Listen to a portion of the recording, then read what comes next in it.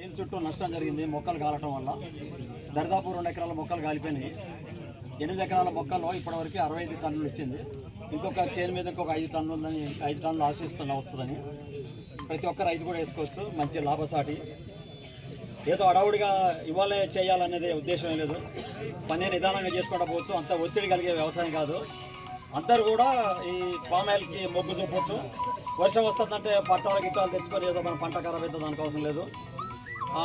నీళ్ళు ఎంత ఇచ్చినా తీసుకుంటుంది, ఎంత తక్కువనా తట్టుకుంటుంది. అన్ని విధాలా లాభసాటి ఉంది. నీళ్ళకి ఎద్దడి వెనక ముందైనా కవర్ అవుతుంది, కాకుంటే దిగుబడి తగ్గుద్ది, కొద్దిగా తగ్గుద్ది. అనుకున్నంత మేరకైతే తగ్గదు. అందరు కూడా పామాయిల్ పంటగా పోవచ్చు, లాభదాయకం ఉంది.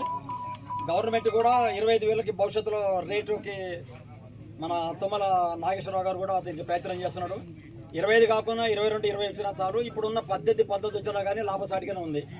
ఇది అందరూ గ్రహించి 2.5 ఎకరాలు ఉన్న రైతు కూడా వేయచ్చు. పెద్ద ఇబ్బందికరమైన వ్యవసాయం కాదు. 3 సంవత్సరాలు మనం క్రాప్ వేసుకోవచ్చు. 3 సంవత్సరాలు క్రాప్ వేసుకోవడం వల్ల ఏమవుతుందంటే ఈ మొక్కలకును ఇప్పుడు లోపల ఇంటర్ క్రాప్ చేసే ఎరువులు కానీ పెస్ట్ కానీ పామాయిల్ చెట్టుకు పనిచేస్తుంది. దీని ద్వారా పామాయిల్ చెట్టు బాగా గ్రోత్ వస్తుంది. ఏది ఇంటర్ క్రాప్ వేయటం వల్ల.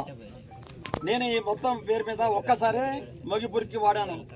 మిగతాదంతా వ్యవసాయం చేపట్టి పెస్ట్ కంట్రోలు ఇవన్నీ కూడా ఎరువులు కూడా అన్నిటికీ చల్లినట్టే చల్లుతాను, సపరేట్గా ఏం చల్లలేదు.